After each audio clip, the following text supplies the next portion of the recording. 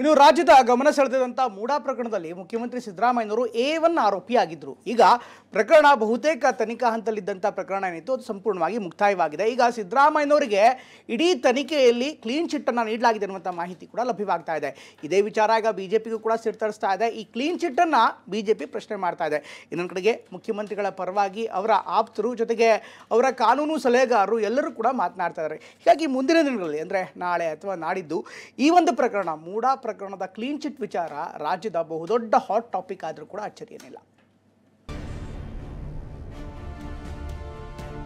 ತಾಕತ್ತದನ್ನಿದ್ರೆ ಆ ಅಧಿಸೂಚನೆಯಲ್ಲಿ 50 ನಿವೇಶನ ಕೊಡಬೇಕು ಅಂತ ಹೇಳಿ ಇಲ್ಲಿದೆ ಅಂತ ತೋರಿಸ್ಬಿಡಿ ಸರ್. ಕ್ಲೀನ್ ಚಿಟ್ ಅಲ್ಲ, ನಿರ್ಮಾ ಸರ್ಫ್ ಅಂತ ಬರ್ತದಲ್ಲ ಆ ಕಡೆ ತೊಳೆದು ಬಿಟ್ಟಿದ್ದಾರೆ, ಏನು ಉಳಿದಿಲ್ಲ. ಈ ಆರೋಪನ ಸಾಬೀತುಪಡಿಸಿ ಈ ರಾಜ್ಯದ ಮುಖ್ಯಮಂತ್ರಿ ಸಿದ್ದರಾಮಯ್ಯ ಶಿಕ್ಷೆ ಕೊಡಿಸಲಿಲ್ಲ ಅಂತಂದ್ರೆ ನಾನು ಸ್ನೇಹಮಿ ಕೃಷ್ಣನೇ ಅಲ್ಲ. ಮುಡಾ ಕೇಸ್ನಲ್ಲಿ ಸಿಎಂ ಸಿದ್ದರಾಮಯ್ಯಗೆ ಬಿಗ್ ರಿಲೀಫ್ ಸಿಕ್ಕಿದೆ. ಸಿಎಂ ಸಿದ್ದರಾಮಯ್ಯ ಪತ್ನಿ ಬಾಮೈದ ಮಲ್ಲಿಕಾರ್ಜುನ ಮಾಲೀಕ ದೇವರಾಜುಗೆ ಲೋಕಾಯುಕ್ತ ಕ್ಲೀನ್ ಚಿಟ್ ಕೊಟ್ಟಿದೆ. ಮುಡಾ ಪ್ರಕರಣದಲ್ಲಿ ಸಿಎಂ ವಿರುದ್ಧ ಸಾಕ್ಷ್ಯಾಧಾರ ಕೊರತೆ ಇದೆ. 4 ಆರೋಪಿಗಳ ವಿರುದ್ಧ ಆರೋಪ ಸಾಬೀತಾಗಿಲ್ಲ ಅನ್ನೋ ಕಾರಣ ನೀಡಿ ಕ್ಲೀನ್ ಚಿಟ್ ನೀಡಲಾಗಿದೆ. ಇನ್ನು ದೂರುದಾರ ಸ್ನೇಹಮಯಿ ಕೃಷ್ಣಗೆ ಲೋಕಾಯುಕ್ತ ನೋಟಿಸ್ ನೀಡಿದ್ದು ವಿರೋಧ ಇದ್ರೆ 1 ವಾರದಲ್ಲಿ ತಿಳಿಸಿ ಅಂತ ಸೂಚಿಸಲಾಗಿದೆ. ಮ್ಯಾಜಿಸ್ಟ್ರೇಟ್ ಎದುರು ಆಕ್ಷೇಪಣೆ ಸಲ್ಲಿಸುವಂತೆ ನೋಟಿಸ್ ನೀಡಲಾಗಿದೆ. ಅಂತಿಮ ವರದಿ ನ್ಯಾಯಾಲಯಕ್ಕೆ ಸಲ್ಲಿಸುತ್ತೇವೆಂದು ಉಲ್ಲೇಖಿಸಲಾಗಿದೆ.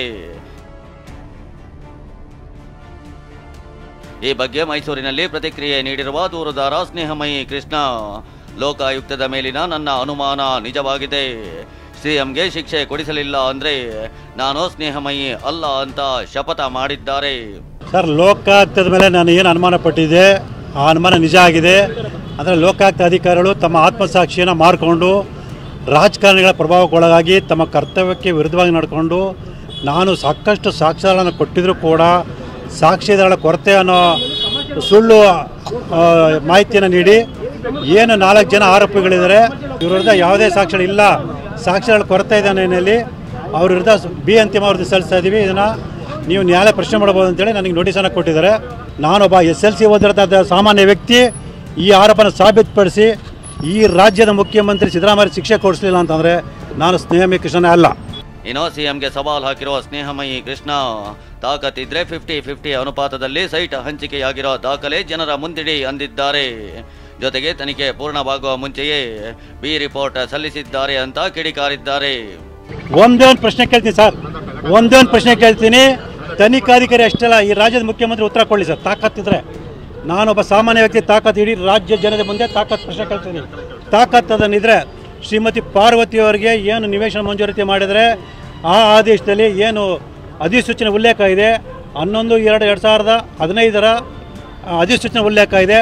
ಆ ಉಲ್ಲೇಖದಲ್ಲಿ 50-50 ಅನುಪಾತ ಕೊಡಬೇಕು ಅಂತೇಳಿ ಹೇಳಿದೆ. ಹಾಗಾಗಿ ಈ ನಿವೇಶನ ಕೊಟ್ಟಿದ್ದೀವಿ ಅಂತೇಳಿ ಆದೇಶದಲ್ಲಿದೆ. ಆದರೆ ಆ ಉಲ್ಲೇಖ ಒಂದು ಅಧಿಸೂಚನೆನ ರಾಜ್ಯದ ಜನತೆ ಮುಂದೆ ಇಟ್ಟು ಆ ಅಧಿಸೂಚನೆಯಲ್ಲಿ 50-50 ಅನುಪಾತ ನಿವೇಶನ ಕೊಡಬೇಕು ಅಂತೇಳಿ ಇಲ್ಲಿದೆ ಅಂತ ತೋರಿಸ್ಬಿಡಿ ಸರ್. ಹೌದು ಸರ್, ಈಗ 50-50 ಅನುಪಾತ ಇನ್ನೂ ತನಿಖೆ ಮಾಡ್ತೀನಿ ಅಂತಾರೆ, ಅವ್ರು ಇನ್ನೂ ತನಿಖೆ ಪೂರೈಸಿಲ್ಲ ಅಂತ ಅರ್ಥ. ತನಿಖೆ ಪೂರೈಸೋಕ್ಕಿಂತ ಮುಂಚೆ ಅವ್ರು ವರದಿ ಸಲ್ಲಿಸೋದಕ್ಕೆ ಯಾರು ಹೇಳಿದ್ದಾರೆ? ನನ್ನ ಪ್ರಶ್ನೆ ಇದೆ. ಇಲ್ಲೇ ಗೊತ್ತಾಗುತ್ತೆ. ಆದಷ್ಟು ಬೇಗ ಈ ಆರೋಪಿತರನ್ನು ರಕ್ಷಣೆ ಮಾಡೋದಕ್ಕೆ ಕೆಲಸ. ಕಾನೂನು ಸ್ಪಷ್ಟವಾಗಿ ಹೇಳುತ್ತೆ. ನೀವು ನೋಡ್ಬೋದು, ದಂಡ ಪ್ರಕ್ರಿಯೆ ಸಮಿತಿ ಕಲಂ 173 ನೋಡ್ಬೋದು. ತನಿಖೆ ಸಂಪೂರ್ಣಗೊಂಡ ನಂತರ ಅಂತಿಮ ವರದಿ ಸಲ್ಲಿಸಬೇಕು ಅಂತ ಹೇಳುತ್ತೆ. ಆದರೆ ಇವರು ತನಿಖೆ ಇನ್ನೂ ಬಾಕಿ ಇಟ್ಕೊಂಡು ಈಗಲೇ ವರದಿ ಸಲ್ಲಿಸ್ತಾ ಇರೋದು ಇಲ್ಲಿ ಸ್ಪಷ್ಟ ಗೊತ್ತಾಗುತ್ತೆ. ಏನು ಆರೋಪಿಗಳಿದ್ರೆ ಅವ್ರ ರಕ್ಷಣೆ ಒಂದು ಕೆಲಸ ಮಾಡಿದ್ರೆ. ಇನ್ನು ಈ ಬಗ್ಗೆ ಬಿಜೆಪಿ ನಾಯಕರು ಪ್ರತಿಕ್ರಿಯೆ ನೀಡಿದ್ದು ಅಧಿಕಾರದ ದರ್ಪ ಬಳಸಿ ಕ್ಲೀನ್ ಚಿಟ್ ಪಡೆದಿದ್ದಾರೆ ಅಂತ ಪರಿಷತ್ ವಿಪಕ್ಷ ನಾಯಕ ಛಲವಾದಿ ನಾರಾಯಣಸ್ವಾಮಿ ಕಿಡಿಕಾರಿದ್ದಾರೆ. ಲೋಕಾಯುಕ್ತರದ್ದು ಪೂರ್ವ ನಿಯೋಜಿತ ವರದಿ ಅಂತ ವಿಪಕ್ಷ ನಾಯಕ ಅಶೋಕ್ ವಾಗ್ದಾಳಿ ನಡೆಸಿದ್ದಾರೆ. ಆದ್ರಿಂದ ನಾವು ಮೊದಲೇ ಹೇಳಿದ್ವಿ ಇದರಲ್ಲಿ ಬರ್ಲಿಕ್ಕೆ ಸಾಧ್ಯ ಇಲ್ಲ, ಸಿಬಿಐ ಕೊಡಿ, ಈಗಲೂ ಸಿಬಿಐ ಕೊಡಿ, ನೀವು ನಿಮ್ಮ ಸತ್ಯ ಹೊರಗಡೆ ಬರ್ತದೆ. ನೀವು ಸಮಯ ದಬ್ಬ ಕೆಲಸ ಮಾಡ್ತಾ ಇರೋದು ನಿಮಗೂ ಗೊತ್ತಿದೆ. ಅಧಿಕಾರದಿಂದ ಆವತ್ತೇ ಇಳಿದಿದ್ರೆ ನೀವು ಇವತ್ತು ಕ್ಲೀನ್ ಚಿಟ್ ಏನಾದರೂ ಕೊಟ್ಟಿದ್ರು ನಾವು ನಂಬಬಹುದಾಗಿತ್ತು. ಅಧಿಕಾರದಲ್ಲೂ ಇರ್ದಿರಿ ಅಂದಮೇಲೆ ಅವ್ರ ಮೇಲೆ ಹತೋಟಿ ಇಲ್ಲದೆ ಇದು ನಡೆದದ? ಖಂಡಿತ ಹೇಳ್ತೇನೆ, ಇವತ್ತು ನಡೆದಿರ್ತಕ್ಕಂಥ ಇದು ನಿಮ್ಮ ಅಧಿಕಾರದ ದರ್ಪದಿಂದ ಅವರು ಮಾಡ್ಲಿಕ್ಕೆ ಆಗಲಿಲ್ಲ. ಏನೂ ಇಲ್ಲ, ಓಕೆ, ಈ ಕೇಸಲ್ಲಿ ಏನೂ ಇಲ್ಲ ಅಂತ ಇಟ್ಕೊಳ್ಳಿ.